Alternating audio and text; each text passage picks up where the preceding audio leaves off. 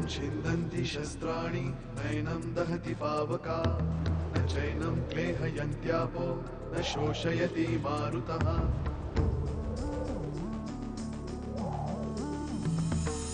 दिवसामागुन रात्र धावते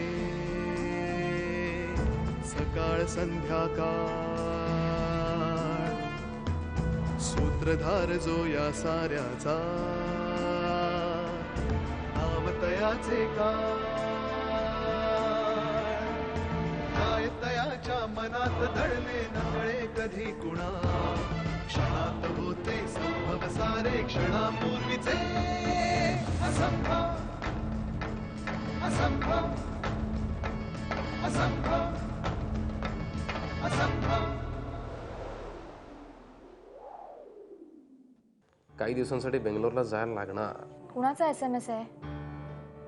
तेच तर कळत नाहीये ना. तीच चित्रकला वाड्यातला खजिना शोधायसाठी मदत करते. माझी बाहुली, मी इथे आलो की मला खंबीर झालेली दिसली पाहिजे. बँगलोर विषयी बोलायचंय. I can't help it. काही गोष्टी पडतात कानावर. खरं सांगू, मला तुला सोडून नाही जायचंय. आता कुठे आपल्यातली भांडणं संपली होती आणि तुझ्या सुपरनॅचरल पॉवर संबंधी माझा अभ्यास सुरू झाला होता. आणि निखिलच्या बाबतीत सुद्धा मला तुझी मदत करायची आहे. हे सगळं असं अर्धवट टाकून मला नाही जावं होत आहे. ओके स्वप्नील, आजोबा जात आहेत, तूही जातोयस.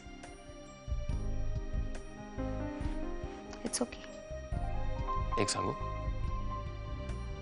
आपल्याला जेव्हा असं वाटतं ना की आपल्या आयुष्यातून कोणीतरी जात आहे, तेव्हा कधी कधी ती जागा कोणाच्या तरी येण्यासाठी तयार झालेली असते. प्रिया, आपण कोकणात शुभ्राकडे गेलेलो असताना तू काही नंबर डिलीट केले होतेस आणि त्यात एक महत्वाचा नंबरही तू डिलीट केला होतास. तेव्हा तुला तो नंबर कदाचित अनवॉन्टेड वाटला होता, पण आज तुझ्याकडे पाहताना मला असं वाटतंय की तो नंबर तुला हवाय आणि तो तुला मिळत नाही.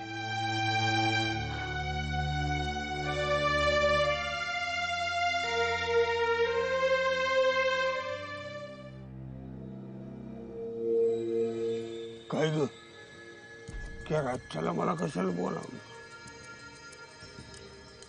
इथून कुठेतरी दूर निघून जायचा प्लॅन केलाय मी. काय बोलतेस तू? माझं काय? पण हल्ली ना प्रत्येक गोष्ट माझ्या मनाविरुद्ध होती. तू असं करू नकोस. सोपन, मी कायमची सोडून जात नाहीये. परत येईन. अगं, काल एक माणूस माझ्याकडे आला होता. तुझा पत्त्या विचारत होता. माझा? होय. कसा होता दिसायला? दाढी वाढलेली होती, काळा कुळकुळीत होता, पण पांढरे कापडे घातली होती. डोक्याला गज लावला होता. दिसत होता वारकरी, पण नजरेनं वाटत होता मारेकरी. परमेश्वर, परमेश्वर होता तू. इथपर्यंत येऊन पोचलाय. होय, माझ्याकडे आला. मला धमकी देत होता. मी सांगितलं काही सांगणार नाही, काही पत्ते दिला नाही. त्यांनी तुला काही केलं? केलं, लय गोंधळ घातला. तो मी त्याला ऐकतोय काय. माझा नरड दाबायला आला. तेव्हा चक्कर आल्याचं सोंग घेऊन पडलो, नाहीतर मला उचलून नेणार होता. हो, मी पडलो म्हणतो की याला. माणसापासून सावध राहा सोपान. अगे सोड, असले 56 येऊ देत. नाही झोपवलं तर नावाचं सोपान नाही. आता ताकद नाही म्हणून, पण पूर्वीचा सोपान असतो ना, तर त्याला जित्ता जाडला असता. इकडे चल बघ.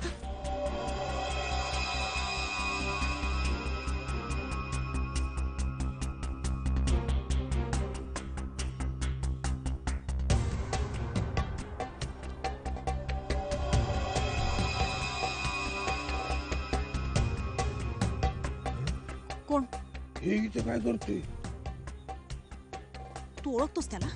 अगं, एकदा माणूस पाहिला की जलंबर इसरत नाही हे सोपान. ह्यो त्या काळ्या कुळकुळीत दाढीवाले बरोबर होता. परमेश्वरचा माणूस. या परमेश्वराने मला पकडण्यासाठी किती जणांना कामावर लावलं देवजण. चल इथे थांबण्यात धोका. चल चल चल चल.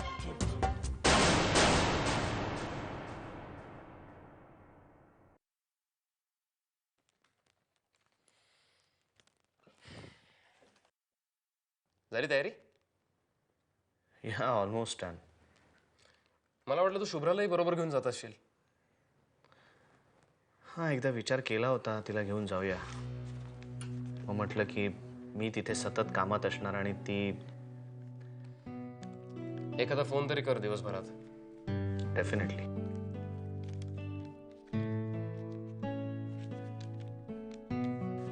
Swapnil, I am sorry. For what? आपलं हे तिसरं मोठं प्रोजेक्ट, पण यावेळेला सुद्धा मला माझ्या घरच्या कामासाठी बाहेर जावं लागणार आणि सगळी जबाबदारी तुझ्यावरच येणार. कम ऑन आधी, मी असं काहीही वाटून घेत नाहीये आणि तू सुद्धा प्लीज वाटून घेऊ नकोस. अरे हे सगळं प्रोजेक्ट मला कम्प्लीट करायला लागणार आहे असं कोण म्हणालं तुला? म्हणजे तू मीन व्हाईल जे काही काम करून ठेवलंस ना, त्यामुळे मला 10% सुद्धा काम राहिलेलं नाही. काय बोलतोयस? सिद्धेश, हे काय? हे कधी आलं? काल. आता तू वाड्यावर निघालास त्यामुळे मला जायला लागेल. नाही म्हणजे तो प्रश्न नाहीये, प्रश्न प्रियाचा आहे. पुन्हाच? आधी गेले काही दिवस मी प्रियाची सपोर्ट सिस्टीम झालोय. तुला माहितीये की बऱ्याच गोष्टी ती माझ्याबरोबर शेअर करते.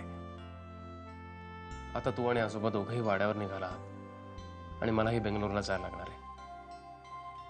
जर प्रिया पुन्हा एकटी पडली तर? तू नको काळजी करूस. आई बाबा आहे, शुभ्रा पण आहे. ठीक आहे, पण तिला सांगून जा. न सांगता केलास तर तिला वाईट वाटेल. ऑफकोर्स. मी उद्या सकाळीच बोलतो तिच्याशी.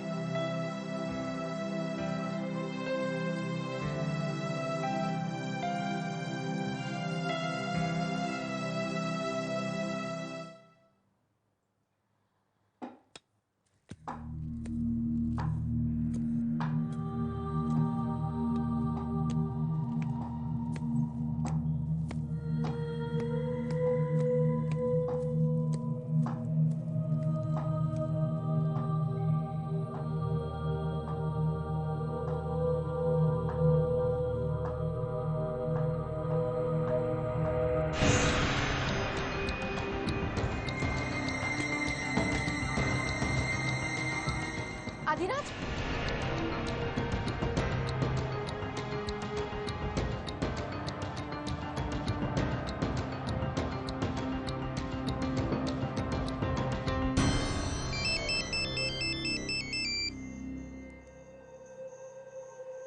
बोल, काय खबर आहे? म्हातारा भेटला तिला. मग तू काय करत होतास? मी शोधण्याचा प्रयत्न केला, पण नाही मिळाले दोघं. नीट लक्ष ठेवता येत नाही? आ? एक काम कर, आता परत जर तो म्हातारा वाड्याच्या बाहेर येताना दिसला तर ताबडतोब फोन कर आणि मागावर राहा त्याच्या. बरं, ठीक आहे साहेब.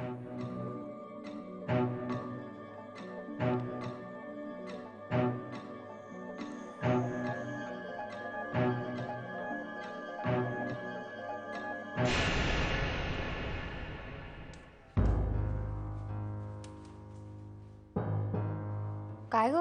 आई कुठे? त्या त्यांच्या खोलीत आहेत. बरं झालं, मला तुला काहीतरी महत्वाचं सांगायचंय. आई आली ना तर बोलू देणार नाही. प्रिया, आईंनी सांगितलं ना या घरात कुजबुजून बोलायचं नाही म्हणून. त्या पुन्हा आल्या ना. शुभ्रा, तिची बाजू घेऊ नकोस. मला खरंच काहीतरी महत्वाचं सांगायचंय आणि मी हे तिच्याशी बोलत नाही ना, म्हणून तिला वाटतं मी गॉसिप करते म्हणून. मग त्यांना सांग ना. तू ऐकणार आहेस की नाही माझं? बरं बोल. थांब जरा, मी आई काय करते बघून येते पटकन.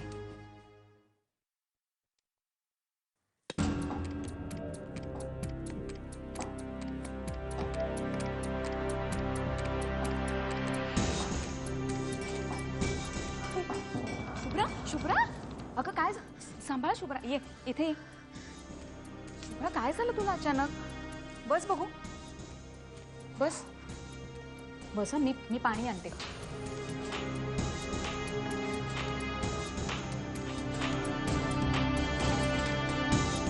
हे घे पाणी. शुभ्रा, काय झालं सांग. प्रिया, तुला कसला आवाज ऐकू आला? आवाज कसला? कोणीतरी काहीतरी खणतंय असा आवाज ऐकू आला का तुला? खणतंय? कुठे? कुठे ते माहित नाही, पण अगदी स्पष्ट. आणि हळूहळू तो आवाज वाढत जात होता आणि मला एकदम गरगरल्यासारखं झालं ग. हे घे पाणी पी आधी.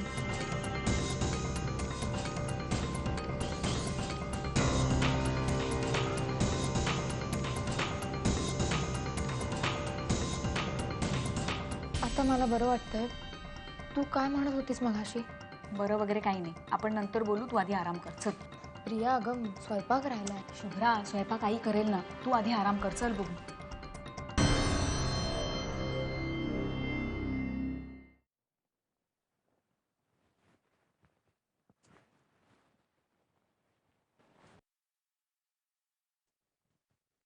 शुभ्रा, शुभ्रा, काय पंत झाली का बॅग भरून? हो, भरली ना, सगळी बॅग भरून झाली.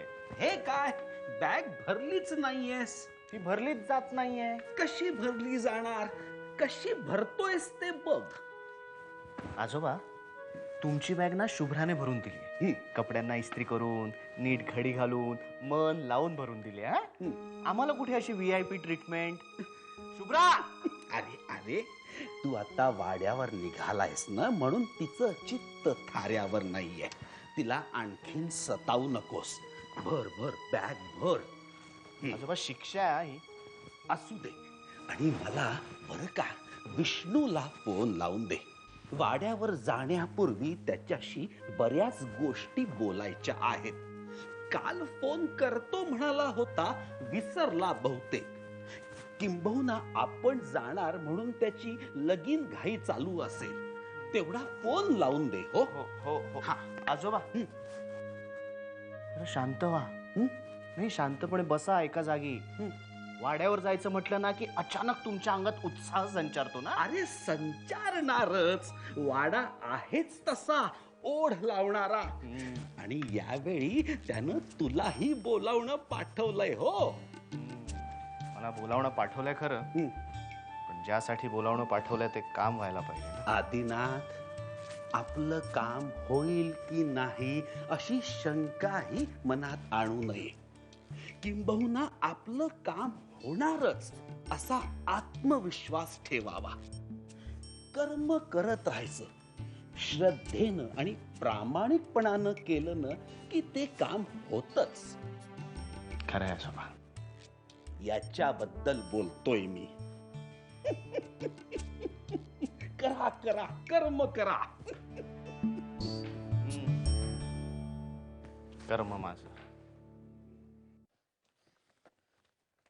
हो, मी जरा बाजारात जाऊन येतोय, तोपर्यंत काय गोंधळ घालू नका. हो, आता माझ्याकडे वेळ नाहीये तुमच्याशी बोलायला. दुपारपर्यंत मालक येत आहेत, त्यांची खोली साफ करायची आहे, बाजारातून बरंच सामान आणायचंय. येतोय? हो, आणि बरोबर आधी पण येतोय. काय म्हणतोस? हो. दोघं बी येतात? हो. म्हणजे तुला त्या बाईचं भूत पुरं दिसलं का? बरं झालं आठवण केलीत ते बाईचं भूत नव्हतं, ती बाईच होती. आणि ती कोण होती ते सुद्धा मला कळलंय. कळलं? ती बाई होती का? तुम्हाला माहित नाही? कळे, मालक आले ना की सगळं कळे. आणि एक सांगून ठेवतोय, मला मध्ये मध्ये तुमची लुडबुड नकोय, म्हणून तुमचं सगळं सामान मागच्या खोलीत हलवलंय. कळलं? पण मला एक सांग, ते कशाला येतात? कशाला म्हणजे? अरे, वाडा त्यांचा आहे, ते पाहिजे तेव्हा येतील, पाहिजे तेव्हा जातील. इथे बरीच कामं खोळंबली आहेत, ती पूर्ण करायची आहेत म्हणूनच ते येत आहेत 3 महिने आधी. हो आणि आली तर शुभ्राताई सुद्धा बरोबर येणार आहे. आता तुमचं ते पाय मोकळं करणं, लांबच्या डॉक्टरकडे जाऊन औषध आणणं सगळं बरोबर बंद होईल. तुम्ही आत्ताच जाऊन आपल्या खोलीमध्ये बसा. चला.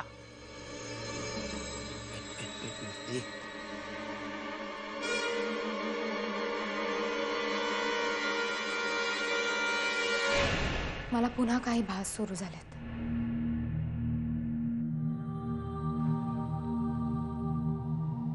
कसले भास मिसेस शास्त्री? मागे मला जसे ढगांच्या गडगडण्याचे आवाज यायचे तसे आता मला काहीतरी खणण्याचे आवाज येतात. काय खणण्याचे? दिसत नाही त्यामुळे नीट लक्षात येत नाही, पण बहुतेक ते पहारीचे घाव आहेत. पण ती पहार नेमकी कशावर आपटली जाते तेच कळत नाहीये.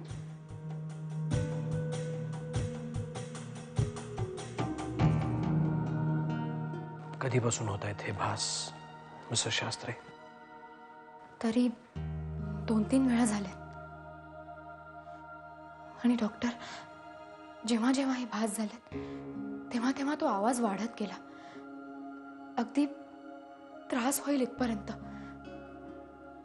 आणि ते घण आपल्याच डोक्यात पडतायत असं वाटतं. डॉक्टर, पुन्हा हे भास सुरू झालेत. हे काही संकेत तर नसतील? हे सगळं का होतंय, कशासाठी होतंय हे सांगणं खूप कठीण आहे मिसेस शास्त्री. कदाचित हे संकेत असू शकतील. पण मग हे संकेत चांगले असतील की वाईट?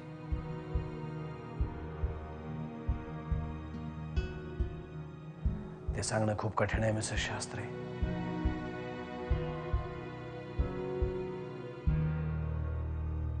पण जर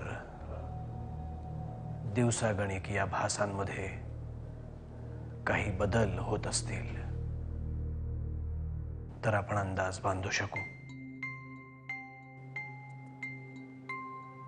त्यामुळे या भासांसंदर्भात कुठलीही घटना घडली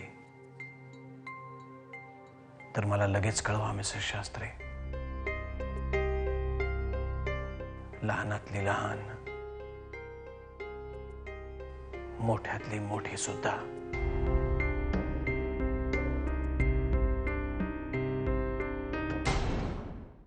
प्रथमेशने काढलेल्या चित्राची मदत घेऊन आदिनाथ वाड्यात गेलेत.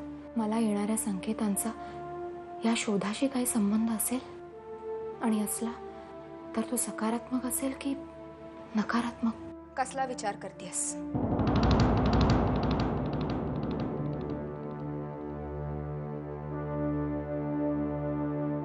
तुला वाटणारी भीती अनाठायी आहे. ते ज्या मोहिमेवर गेलेत तिथे त्यांना कोणताही धोका असेल असा विचार करण्यापेक्षा त्यांच्या समोर कोणतंही संकट येणार नाही म्हणून श्रीकृष्णाकडे प्रार्थना कर. शिवाय जोपर्यंत मी आहे तोपर्यंत वाड्यात त्यांच्यावर कोणतंही संकट येणार नाही. निश्चिंत राहा.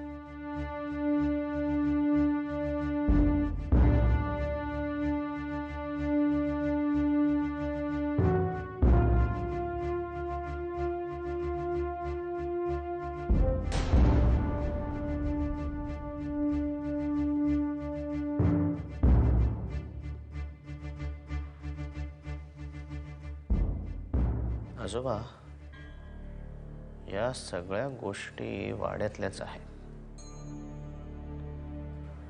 म्हणजे या तुळशी वृंदावनाच्या आकारापासून ते श्रीकृष्णाच्या मूर्तीपर्यंत. आणि प्रत्येक वस्तूला इतिहास आहे. सुरुवात कुठल्या वस्तूपासून करायची? म्हणजे कुठल्या वस्तूचा डायरेक्ट संबंध खजिन्याशी असू शकतो? ढोबळमानाने पाहायला गेलं तर प्रत्येक वस्तूचा खजिन्याशी संबंध असू शकतो. नाही, पण यात खूप वेळ जाईल आजोबा, आणि आपल्याला जास्तच गोंधळायला होईल.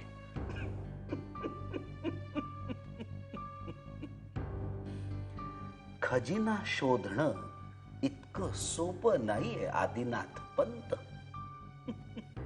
महादेव दादाची हीच तर खुबी होती.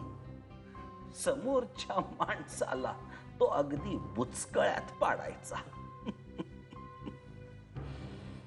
पण सुरुवात तर करायला हवीच. मी काय म्हणतो, घे देवाचं नाव आणि कर सुरुवात.